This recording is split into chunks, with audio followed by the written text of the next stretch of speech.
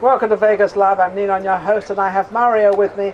And as you know, I don't interview any of my guests. And apparently, always friends were saying to him and asking, "What are you going to talk about?" And he says, "Well, I don't know what I'm going to talk about." And of course, I don't know what I'm going to talk about, but I do know one thing: Mario has done an awful lot. But Mario apparently came to Vegas in October, so he hasn't been here very long. And apparently, a couple of people had called him and mentioned my name to you. They have. But on that, of those since last October till now, he was out of town for 3 months. 3 whole months. 3 whole months. Where were you? Singing? In South Texas. Texas? Living on South Padre Island. Yes. And most of my music down there is country music. Oh, I know so I don't you sing look. country? No, I do sing. I sing quite a bit of country Does music. he look anything like country? Well, yeah, put a hat on you. Put a country hat on you, know where you go. I wore a cowboy. I moved to Branson, Missouri in 2011. Okay. And my very first day there, I met a man by the name of Mickey Gilley. Mickey Gilley, who's a country legend. Yes. We became fast friends. Oh, how and lovely. actually, he ended a 26-year run, December of 2015, and asked me to sing in his last show. Oh, what an honor that was. It was a great honor. I just chills, and I've seen him a few times since, and he's not retired. He is 81 years old now. And he's still singing. Still got a great voice. He can't play piano anymore, however. He had an accident some years ago, maybe 9 years ago, where they said he'd never walk again. And he's not only walking, but he's performing and standing now through his shows, and he's just he said a lot of nice things to people about me when I moved to Branson.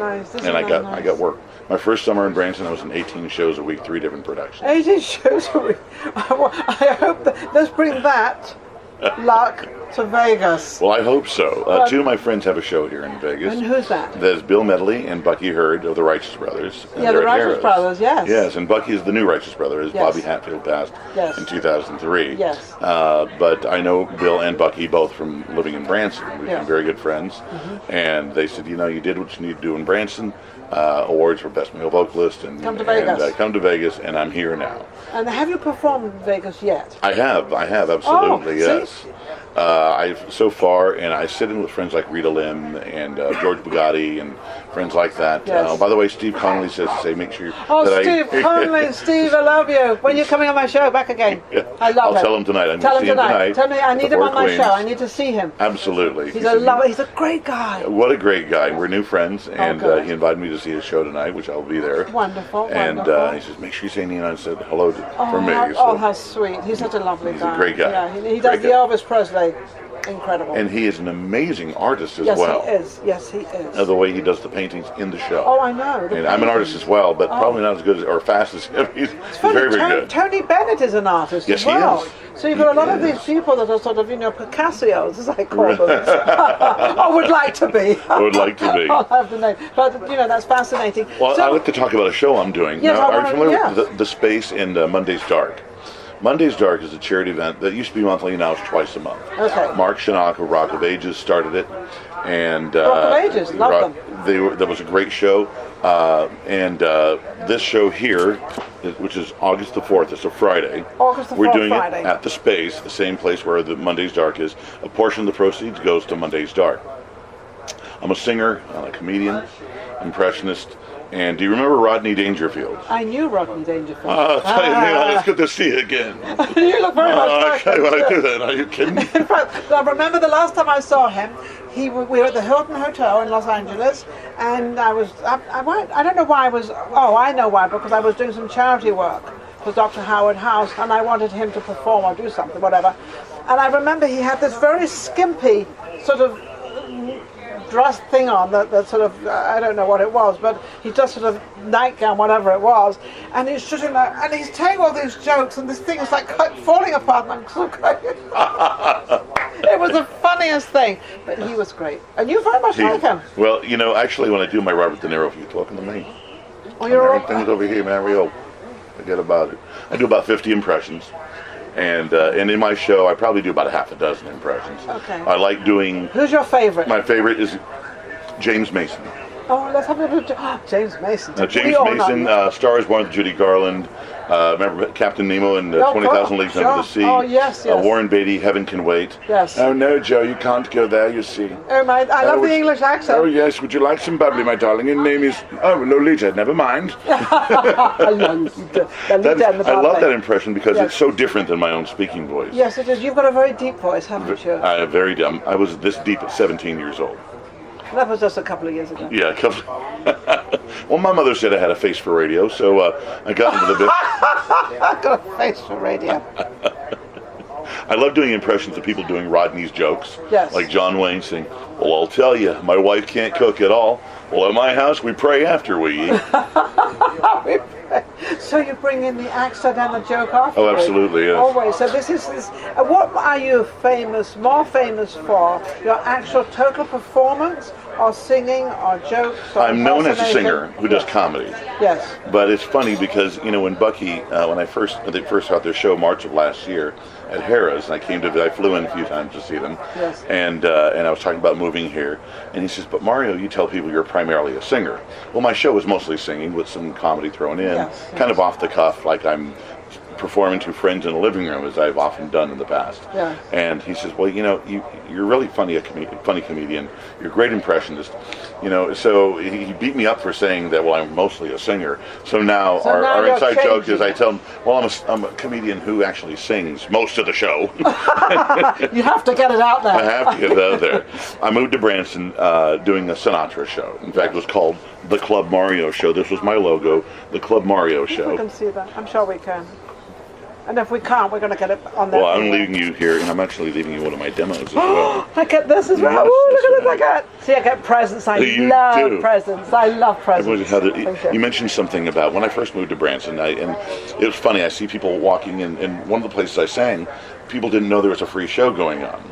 And I did very well singing for tips and selling CDs there. Very, very well, as a matter of fact. But people walk in, they see this guy who looks like he's in the Gambino family, right? And he's singing Conway Twitty, George Strait, George Jones, who's Johnny he going to hit up next? Yeah, right, exactly. So it was kind of a niche for me that I was able to be different, so different that I was the only guy. I was voted Branson's best crooner. Well, there might be 4 crooners in all of Branson, so... And we arm wrestled for it. Thank you for the compliment. Yeah. But I'm the only woman in the room, and I look the greatest here because I'm the only one there. I just flew in. I flew back to Branson last Monday. Did a couple of shows for the 4th of July week.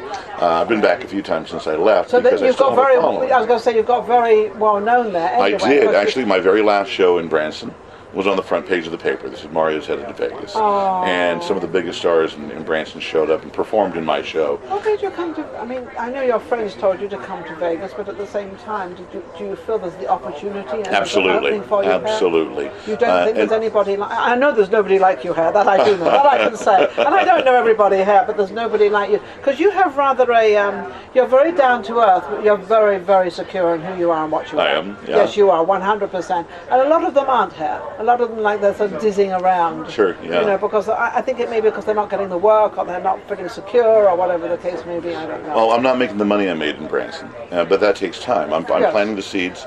I sing, like I say, with friends at the Bootlegger, at the Italian American Club, at the Tuscany. In fact, this Friday we sing with Kenny Davidson at the Tuscany. Oh, how wonderful! And so we get to see you there. Oh, absolutely. At the Space, I've done the Mondays Dark as just a comedian. Where is the Space? The Space is located on Cavaretta Court. It's actually where Polaris is. Yes. One block west of Dean Martin, north of Flamingo. Yes, I know exactly. And it's kind of, if you go up the street and you see there's a building there, there's a strip club there. You can see the Rio right across, but you can't reach it from there. You can't drive through there.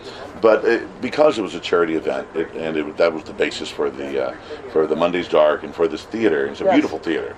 It's kind of out of the way, but it sells out Mondays Dark.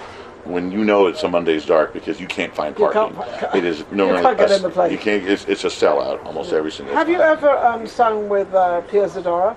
I have not, but I would love to. You've got to go down to her club and introduce yourself. And she'll where's put that? you on. Okay, Piro's. That's Piro's. Piro's, right. That's at Piro's. Okay. And she's there every Friday and Saturday. She would love you. And she would put you on immediately to sing. I know that would she be would. great. Oh, That'd yes, be she would. great. So she doesn't really know me that well, so I can't say, Ninon sent you. But I can say that she's just a wonderful, wonderful woman. It's on my calendar. Yeah, definitely go down there and sort of introduce yourself, because she has a few breaks, and introduce yourself to her. Tell her who you are. She'll get you up in a second. That's terrific. Oh yeah, and then this is how people get known, and she's a lovely lady. I heard you say something earlier about branding yourself, always looking well, looking classy. Well, I love your dress. I love the colors you have on. Thank you very much. I love it. The lady who got my first show in Branson, I'd only been there a couple of weeks, and she heard me sing, and after my show, her name was Chisai Childs.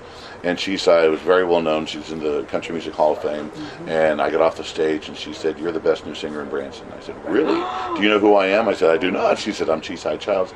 Unfortunately, we lost her a couple of months ago to a heart attack, and she was not that old. She was in her late 60s. Oh, wow. That's very young. That's very young. Too young, yeah. And but she said, one thing I like about you is that you go around town and you always dress like an entertainer. Yes. People come to Branson, and a lot of these people are farmers and people who are in the rural areas, and they expect entertainers to look and behave like entertainers. Yes. And when Mickey Gilley said to me, you're going to do well in this town, because you talk to everybody, and when whether wearing overalls and dirty jeans or whatever they're doing, I don't care. They're still people. When their children get down close to the ground for the child, and often I have a big man with a big voice, and sometimes it's a little intimidating for children. Child, yes. So I get down there and I smile, and what's your name? And if they like Star Wars, I do my Darth Vader impression.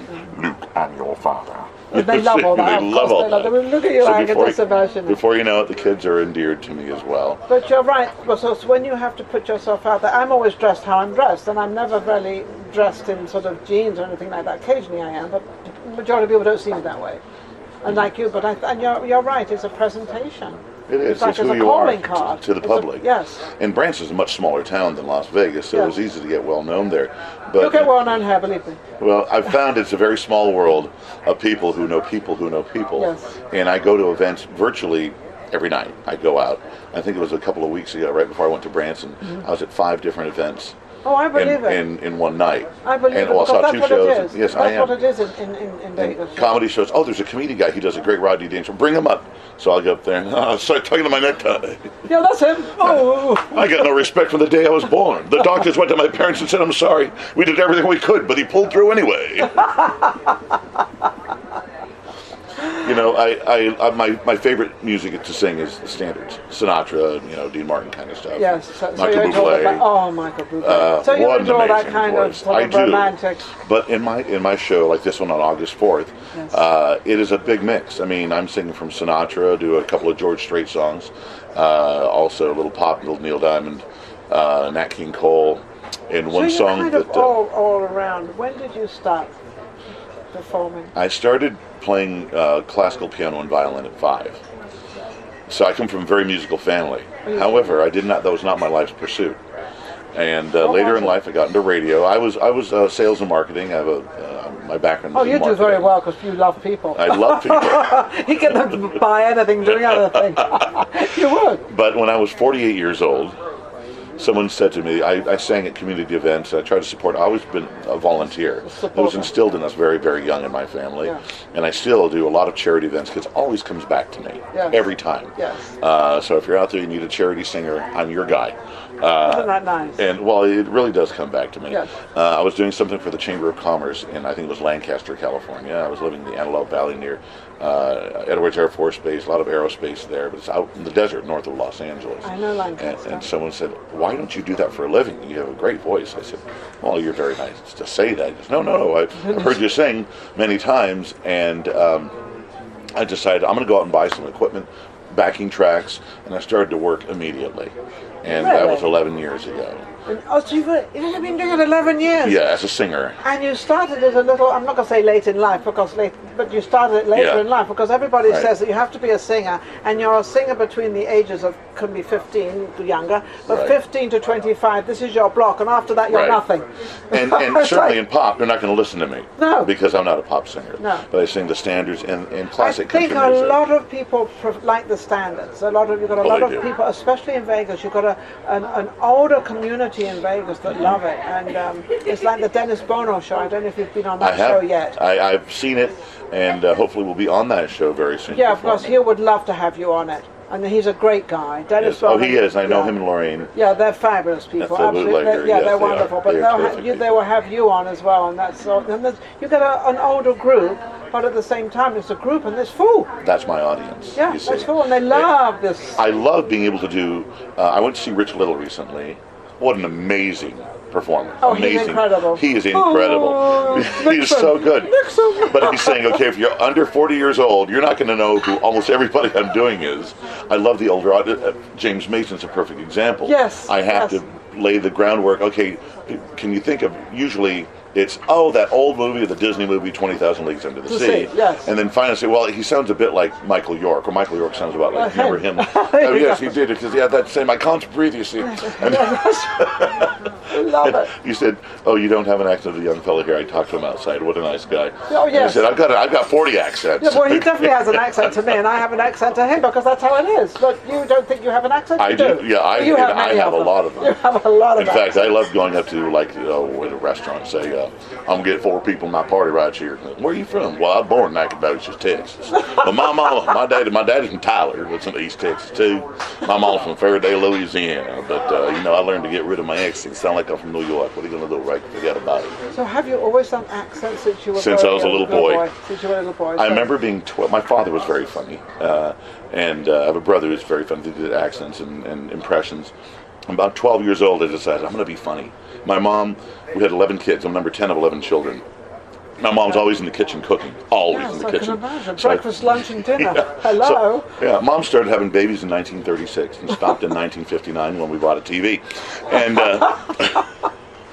so I decided I'm going to be funny. So I'm walking up in the kitchen trying to do my best 12-year-old Mario John Wayne. Well, what's you cooking there, Mom? Because, it's smelling mighty good to me. And she'd just shake her head like, oh, it's going to become of Mario. It was Christmas time, probably that same year. It's a Wonderful Life with Jimmy Stewart. Yes. First time I could make my mom laugh. I walked up to her and says, whoa, what you cooking, Mom? It's really good, you know. And she recognized it, and she laughed. But I was 12, she laughed. You were 12. And I said, I made Mom laugh. At last. And Mom's in heaven watching her. Yes, of course. And it's like, okay, That's Mom. amazing. She never heard me sing. So you actually have lots and lots of incredible stories. A lot of fortunate stories that have happened to me. I was in the military, I was in the Air Force, so I traveled the world a bit when I was in the Air Force. So you've done an awful lot. You've had Mario has had, listening to him, a beautiful life, but I think you created it that way. I wake up with, I have a friend who says, why are you so damn chipper every morning? I says, I'm alive, man. Hello! My other friend George says, we went shopping at Walmart once. He said, you make shopping at Walmart fun because you got a joke about everything, and they're actually funny. And I said, well, I love to make people laugh. What is love? I love to make people laugh. Yeah, and think of the alternative. Yeah, well, I run from negativity. Yeah, so do I. And you're right, I have created my environment. You created your life, and I think we all do that. I'm known as Miss Positive because everything I see is positive. I don't see the negative side of anything. And if there is a negative side, it's not negative. It's something you sort out and make it a positive. I agree. I couldn't agree more. You can always sort it out and make it good, right? Because it's really not that important.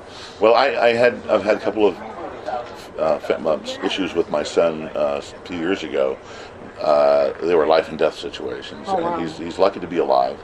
And that was a true test to my optimistic, positive demeanor because there were times where pull him through. Pull him through and pull myself through it because I'm an extremely sensitive person, and. We were watching The Color Purple. My son might have been 5 years old at the time, and he sensed, here's the part Dad's going to cry. At 5 years old, he knew that. Oh, he already knew that. Yeah, my brother Rick would say, Mario cries at supermarket grand openings. I'm clicking peaches on sale. On that, where can anybody reach you or find you? MarioShowbiz.com. www.marioshowbiz.com. On Facebook. I'm on Twitter. Instagram, all of them. Instagram, yes, all of those. All of those. Yes. Which is all called social media. Mario has been an inspiration to life. Just amazing. Watch out for his name. And also don't forget to watch out for this, which is August the 4th. And we'll be back. Thank you, Mario. What a pleasure.